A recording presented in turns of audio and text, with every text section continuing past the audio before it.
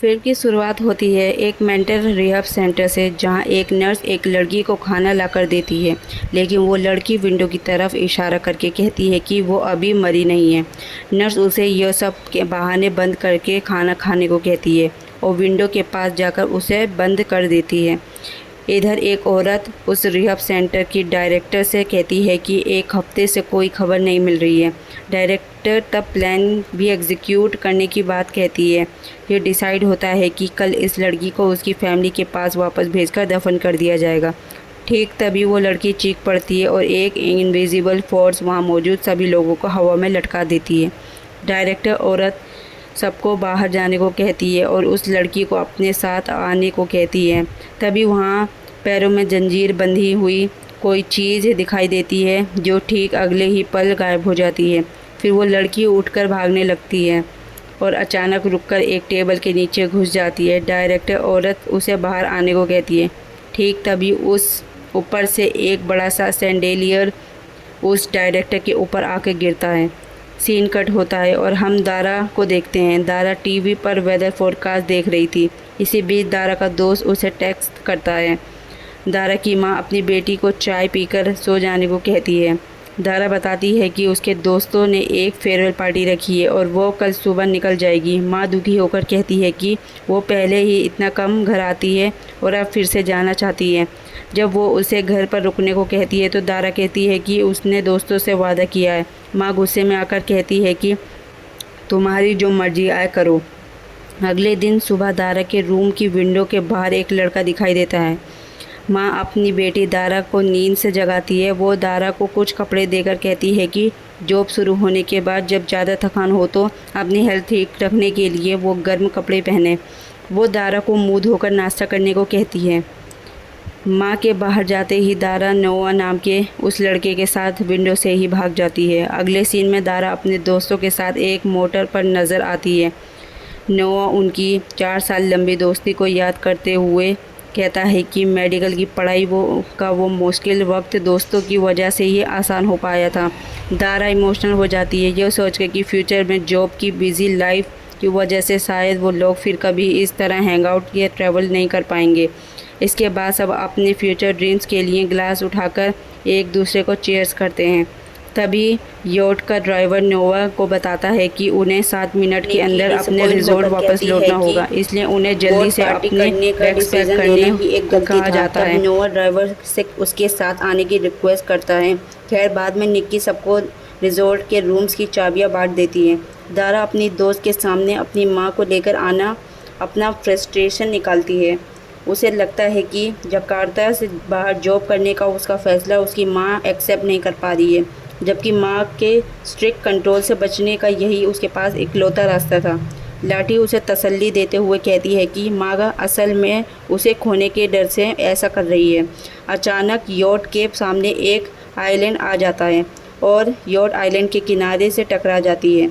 Yacht उथले पानी के कीचड़ में फंस जाती है, जिससे निक्की ड्राइवर मिस्टर जमाल से गुस्से में पूछती है कि क्या उसे ठीक से बोट चलानी आती भी है। जमाल बताता है कि हाई टाइड आने पर वो यहाँ से निकल पाएगा, लेकिन इंजन ठीक करने में कुछ घंटे लग सकते हैं।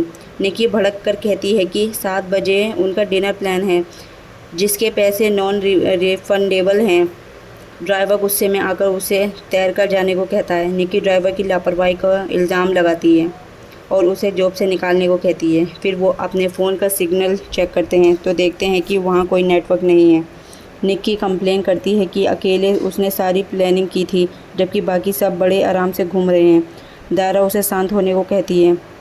वो सब आइलैंड पर उतरकर सिग्नल ढूंढने की कोशिश करते हैं। उन्हें आइलैंड पर कुछ अबंडेंट और टूटी हुई बोट्स दिखाई देती हैं। लाठी कहती है कि शायद ये मछुआरों की पार्क की हुई बोट्स हैं, लेकिन नोवा कहता है कि उसे मछुआरे कभी अपनी मछलियाँ छोड़कर नहीं जाते, इसलिए यो डेफिनेटली एक्सीडेंट का शिकार हुई बोट्स हैं। वो एक पैसेंजर बोट का मलबा नोटिस करते हैं। वहाँ दारा को एक लेडीज शू मिलता है जिस पर खून के निशान थे। दारा जैसे ही वो शू नोवा को के हाथ में देती है, उन्हें जंगल में के अंदर से माँ बोलते हुए किसी बच्ची के रोने की आवाज़ सुनाई देती है। नोवा को लगता है कि यहाँ एक्सीडेंट का कोई सर्वाइवर बचा हुआ है। नोवा इन्वेस्टिगेशन के लिए जंगल के अंदर जाना चाहता है तो निक्की उसे रोकती है, लेकिन नोआ उस मुसीबत में फंसी बच्ची की मदद करने अपने डिसीज़न पर अड़ा रहता है। नोआ दोस्तों को बीच पर वेट करने को नेटवर्क ढूंढने को कहता है ताकि सिग्नल मिलते ही उसके पापा को ट्रैकिंग और मदद के लिए मैसेज भेजा जा सके। निक्की उसे हीरो बनने की कोशिश न करने की को कहती है, लेकिन नोआ कहता है कि अगर उस जगह निक्की होती तो वो भी मदद मांगती। दारा भी नोआ के साथ जाती है। सीन यहाँ कट होता है और एक 3 लोग की फैमिली दिखाई जाती है, जहाँ छोटी बच्ची गलती से एक गिलास गिरा देती है तो पापा अपनी बेटी को मारता है और टूटा हुआ गिलास साफ करने को कहता है। इसके बाद वो बेटी को टूटे हुए कांच के टुकड़े पर से घसीटते हुए ले जाता है और एक रूम में बंद कर देता है। वो बच्ची भयंकर दर्द में रोते हुए पापा से ना जाने को और उसे अंधेरे कमरे से बाहर निकालने की भीख मांग रही थी। इधर नोआ और दारा जंगल में तलाशी जारी रखते हैं। दारा नोआ की तरफ देखता हुआ कि नोआ खुद इस मुसीबत में होने के बावजूद दूसरे की मदद के लिए हमेशा तैयार रहता है। नोआ बताता है कि शायद बचपन में अपने पापा के साथ रेस्क्यू मिशंस पर जाने की एक्सपीरियंस की वजह से ही उसका यह मदद करने वाला नेचर बन गया है। यहाँ उन्हें एक चालू मोबाइल फ़ोन मिलता है और दारा मोबाइल को उसी जगह रखकर आगे बढ़ जाती है। बहुत ढूंढने के बाद भी जब कोई नहीं मिलता तो दारा कहती है कि उन्हें पहले बीच पर वापस लौटना चाहिए, क्योंकि अगर नोआ के पापा को मैसेज मिल गया होगा तो एक बड़ी रेस्क्यू टीम के साथ पूरे आइलैंड की तलाशी लेना आसान होगा। नोआ इस बात से एग्री करता है और वहां वापस लौटने का डिसीज़न लेता है। वो जैसे ही पलटते हैं उनके ठीक पीछे से कोई गुजर जाता है। नोआ तब जल्दी से बच्ची की तलाश में जंगल के 2 अलग हिस्सों में बंटकर ढूंढने का फैसला करता है। वो दूर एक छोटी लड़की को देखते हैं और नोआ अलग होकर ढूंढने की निकल जाता है। नोआ के दूसरी तरफ जाते ही दारा एक डेड बॉडी देखकर चीख पड़ती है। उसकी चीख सुनकर पांडु उन्हें ढूंढने जंगल के अंदर चला जाता है। इधर नोआ दारा के पास आकर पूछता है कि क्या हुआ है। वो वहाँ से आगे बढ़ते वक्त उन्हें 2 और लाशें दिखाई देती हैं।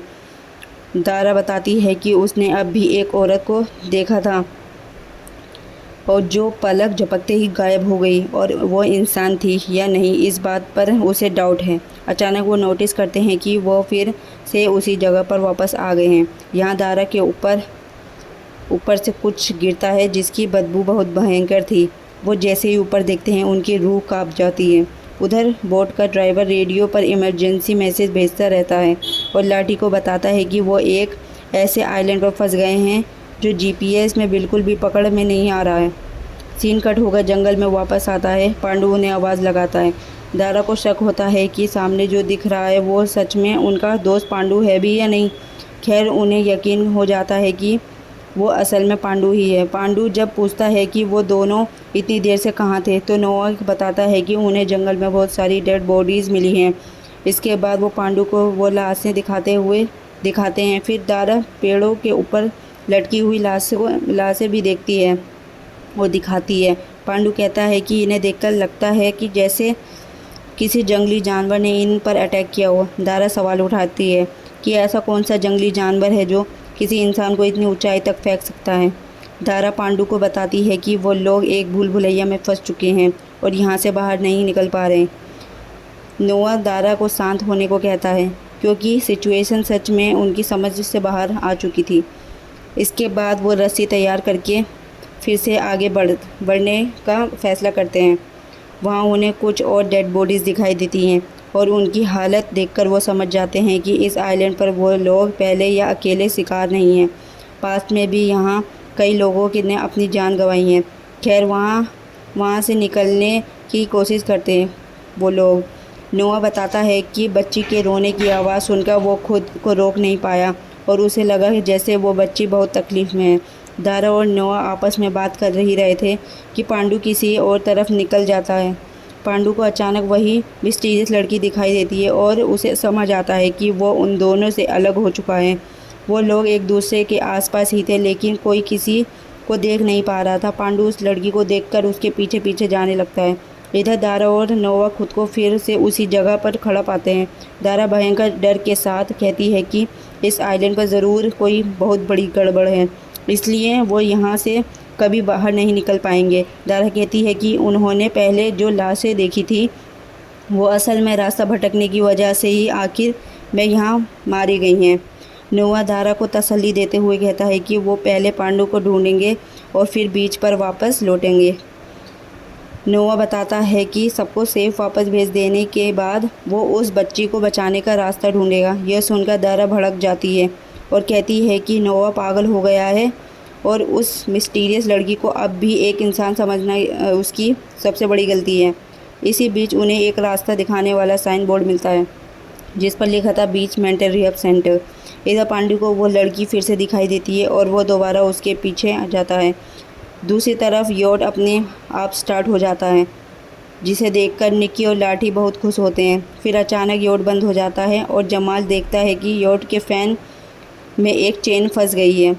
जमाल नीचे उतरकर उस चेन को निकालने की कोशिश करता है। अचानक इंजन फिर से स्टार्ट हो जाता है और योट के फ़ैन से कटकर जमाल के जिस्म के टुकड़े टुकड़े हो जाते हैं। आंखों के सामने हुए इस खौफनाक हादसे के डर से निक्की और लाठी अभी ठीक से उभर भी नहीं पाए कि अचानक उन्हें योट के ऊपर कोई खड़ा दिखाई देता है और वो डर के मारे भागना शुरू कर देते हैं। इधर दारा नोआ को उनके ठीक सामने बने अबेंडन रिहब सेंटर की तलाशी लेने को कहती है, लेकिन नोआ पांडु को ढूंढने की जिद करता है। पर दारा उसे समझाती है कि शायद इस अबेंडन रिहब सेंटर में उन्हें उनके कुछ सवालों के जवाब मिल जाएं। वो ओसिस मेंटल रिहेबिलिटेशन सेंटर की तरफ आगे बढ़ते हैं। रिहब सेंटर का मेन गेट लॉक कर देखकर दारा नोआ को उसे तोड़कर खोलने को कहती है। दारा को जंगल की तरफ किसी की प्रेजेंस फील हो रही है। खैर दरवाज़ा खोलकर वो दोनों अंदर घुस जाते हैं। दूसरी तरफ पांडु अभी भी उस लड़की के पीछे दौड़ रहा था। वो लड़की अचानक नीचे बैठ जाती है और घर जाने की भीख मांगते हुए भागने लगती है।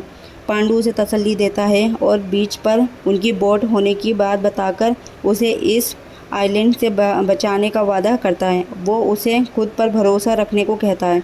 अचानक एक चैन पांडु के पैर में जकड़ जाती है और उसे एक पेड़ के साथ उल्टा लटका देती है। ठीक तभी उस लड़की का भयानक चेहरा उसकी आंखों के ठीक सामने आ जाता है और अचानक पांडु उस चैन से आज़ाद होकर नीचे गिर जाता है। पांडु किसी तरह खुद को संभालकर उठकर खड़ा हो जाता है। तभी वो लड़की भयानक ढंग से उसका पीछा करने लगती है। कुछ ही दूर भागने के बाद पांडु परेशान होकर खुद को इससे सवाल करता है कि आखिर वो बार बार एक ही जगह पर क्यों वापस आ रहा है। दूसरी तरफ दारा और नोआ अंदर एक स्केलेटन देखते हैं और उन्हें वहाँ 10 साल पुराने एक कैलेंडर भी दिखाई देता है। दारा एक फ़ोटो देखकर सवाल उठाती है कि आखिर इतने दूर दराज और सुनसान आइलैंड पर यह मेंटल रिहब सेंटर कैसे बन गया। नोआ को अपने पापा से सुनी हुई एक पुरानी और दर्दनाक हिस्ट्री याद आती है। पास्ट में गवर्नमेंट रिकॉर्ड्स में दर्ज न होने वाले कुछ अनजान आइलैंड्स पर इन्फेक्शियस बीमारियां के मरीजों या मेंटली डिस्टर्ब लोगों को की सोसाइटी और फैमिली की बेइज्जती से बचने के लिए ज़बरदस्ती एक्साइल में भेज दिया जाता था। यह आइलैंड भी शायद वैसा ही एक अबेंडेंट एक्साइल सेंटर है। उन्हें वहां एक मैप पर जनरेटर रूम, स्टोरेज रूम और नर्स स्टेशन मार्क किया हुआ दिखाई देता है। दारा का प्लान था कि पहले जनरेटर ऑन करके इलेक्ट्रिसिटी चालू की जाए और फिर लाउडस्पीकर की मदद से पांडु को सही रास्ता बताया जाए। इसी बीच नोवा के फ़ोन की बैटरी डेड हो जाती है। यहाँ एक आईने में उसी लड़की को देखा जाता है। वो लोग आर्काइव्स रूम, डायरेक्टर्स ऑफिस और पीआर ऑफिस पार करते हुए आगे बढ़ते हैं। दूसरी तरफ निक्की और लाठी भी डर के मारे जंगल के अंदर घुस चुके थे। वो एक जगह आकर खतरे का एहसास होते ही अलर्ट हो जाते हैं और अपनी टॉर्च बंद कर देते हैं ताकि जंगल की कोई भी चीज़ उन्हें देख ना सके। अचानक उन्हें अपने ठीक पीछे चैन खिसकने की आवाज़ सुनाई देती है। इधर दारा एक रूम में किसी को देखकर नोवा को दिखाती है। नोवा और दारा जैसे ही उसकी तरफ आगे बढ़ते हैं उनके ठीक पीछे वो भयानक लड़की दिखाई देती है। खैर वो बेड के पास जाकर ब्लैंकेट हटाते हैं तो वहाँ उन्हें एक तकिया मिलता है। वो भयानक लड़की अभी भी उनके ठीक पीछे खड़ी थी। खैर दारा और नोवा वहाँ चेक करते हैं और उन्हें कुछ ड्राइंग्स मिलती हैं।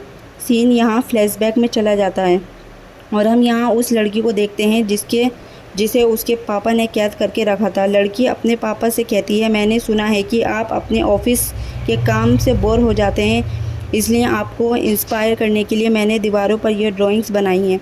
लेकिन वो जालिम बाप अपनी बेटी पर हाथ उठाता है और उसके बाद उसके बाल पकड़कर उसे घसीटते हुए ले जाने लगता है। वो छोटी लड़की यह बर्दाश्त नहीं कर पाती और अपने हाथ में रखी सीज़र से अपने पापा को स्टैप कर देती है। सीन प्रेजेंट में वापस आता है और नोवा को लगता है कि यह किसी बच्ची का रूम है। खैर वहाँ से वो जनरेटर रूम की तरफ निकल पड़ते हैं। जनरेटर रूम पहुंचकर नोवा जनरेटर चालू कर देता है। दूसरी तरफ निक्की और लाठी को जंगल के बीच अचानक किसी मिस्टीरियस म्यूज़िक की धुन सुनाई देती है। निक्की को लगता है कि यह म्यूज़िक आसपास के किसी घर से आ रहा है और शायद वहाँ उन्हें कोई मदद मिल जाए, लेकिन लाठी को लगता है कि उसने दूर पांडु को देखा है और वो उस तरफ आगे बढ़ने की जिद करती है। वो अपनी लाइट्स बंद करके धीरे धीरे उस रोशनी के सोर्स की तरफ आगे बढ़ती है। लाठी जैसे ही पांडु को आवाज़ देने लगती है, निक्की तुरंत लाठी का मुंह दबा लेती है, क्योंकि जिस लड़की को उन्होंने योट के ऊपर देखा था वो ठीक पांडु के पीछे खड़ी थी। पांडु उस लड़की को देखते ही वहाँ से भागना शुरू कर देता है। लाठी जब लकड़ी से उस लड़की पर अटैक करने की बात कहती है तो निक्की उसे शांत करती है और दिमाग से काम लेने को कहती है। वो वार्न करती है कि उनका एक गलत कदम पांडु की जान ले सकता है। निक्की मदद की उम्मीद में उस म्यूज़िक की आवाज़ की तरफ भागने का डिसीजन लेती है। दूसरी तरफ वो इविल स्पिरिट पांडु को पकड़ लेती है और उसे एक पेड़ की डाल से स्टेप कर देती है। इधर जनरेटर की मदद से इलेक्ट्रिसिटी और रेडियो तो ऑन हो जाते हैं, लेकिन कोई सिग्नल या कनेक्शन नहीं मिलता। तभी दारा सीसीटीवी में बाहर निक्की और लाठी को देख लेती है और उन्हें जल्दी से अंदर ले आती है।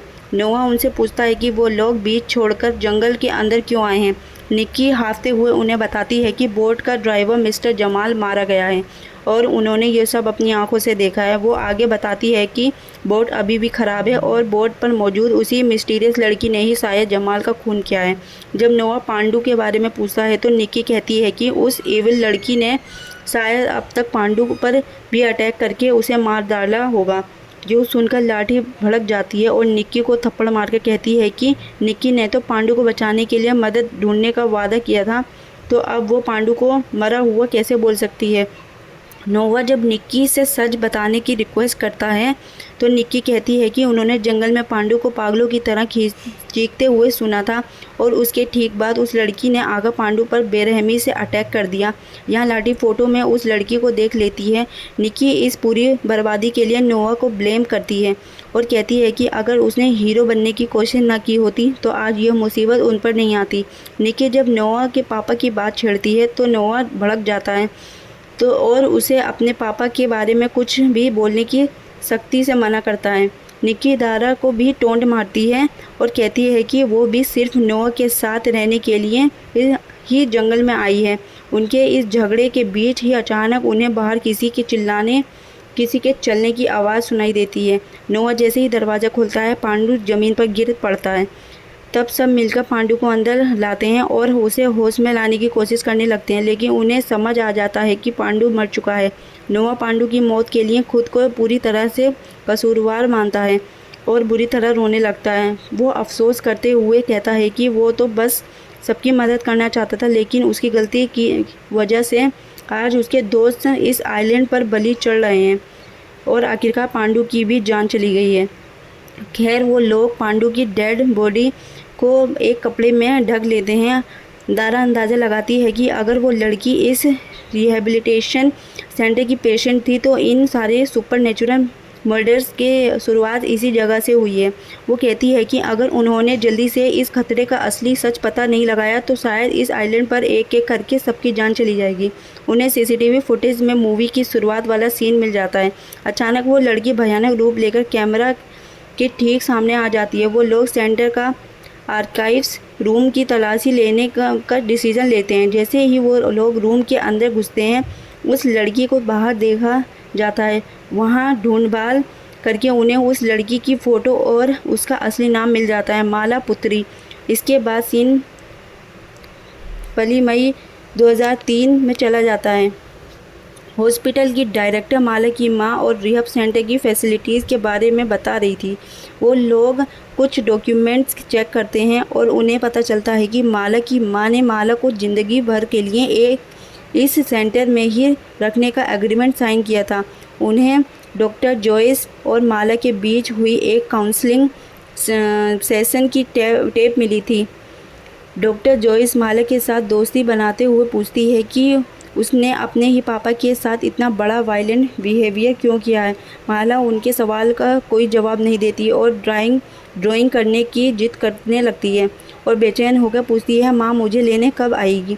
इसके बाद सीन कुछ साल आगे चला जाता है। माला डॉक्टर को बताती है कि उसने एक ड्राइंग बनाई है जो वो अपनी माँ के हाथों में देगी जब उसकी माँ उसे यहाँ से लेने आएगी।